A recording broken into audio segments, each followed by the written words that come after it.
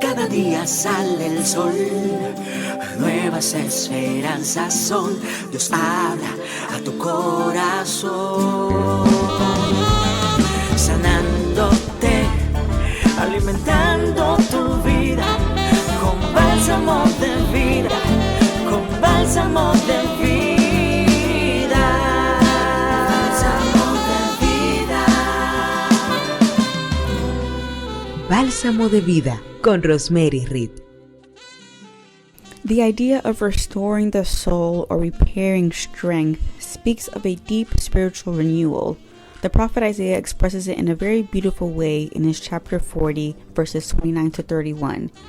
He gives strength to the weary and increases the power of the weak. Even youths grow tired and weary, and young men stumble and fall. But those who hope in the Lord will renew their strength. They will soar on wings like eagles, and they will run and not grow weary. They will walk and not be faint. Unfortunately, we as humans are subject to sin, and that is why we need to be restored and renewed again and again. Just as the lost sheep is brought back to the field where it's healed of the wounds it has suffered and walks with the flock again, we too need to go through the process of restoration and repair when we stray from the path of God. King David himself had experienced this work of restoration on God's part again and again when he had fallen away and sinned. We have proof of this in Psalms 32 when he says, "Blessed is the one whose transgressions are forgiven, whose sins are covered." And also chapter 51 when he says, "Have mercy on me, O God, according to your unfailing love, according to your great compassion, blot out my transgressions." Like David, we also deviate from the path of God. When we are not attentive to his direction, we disobey, we enter a state of spiritual indifference, and we begin to decline. We lose enthusiasm for spiritual things, we stop reading our Bible and stop praying, and we do not feel encouraged to share the gospel with others. We find ourselves in a state of permanent anxiety and even moody. We lose our peace. All these are symptoms that we urgently need to be restored by God. We also see a beautiful example of God's restoration in Peter. During the Last Supper, he warned him that he was going to deny him 3 times, but he also told him that he had prayed for him so that his faith would not fail. And after Jesus was arrested and Peter had denied him 3 times, their eyes met in the high priest courtyard. And I have to imagine Jesus looking at him not with the look of anger, but with the look of tender reproach.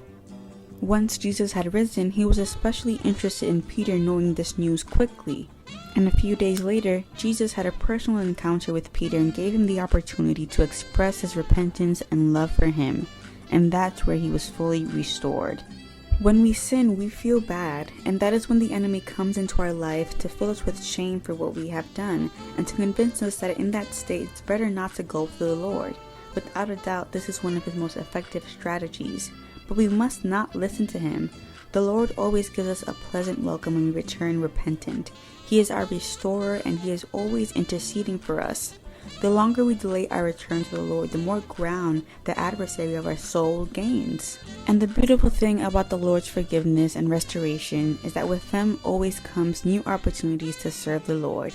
The prophet Joel expresses it this way in his chapter 2, verses 25 to 26.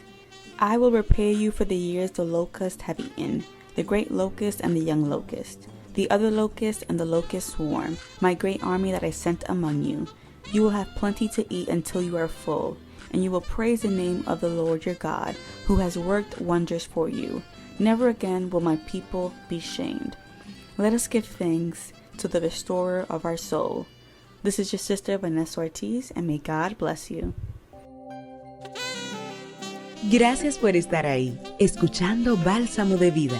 Si estas palabras han edificado tu vida, escríbenos a balsamodevidareflexiones@gmail.com y síguenos en nuestras redes sociales.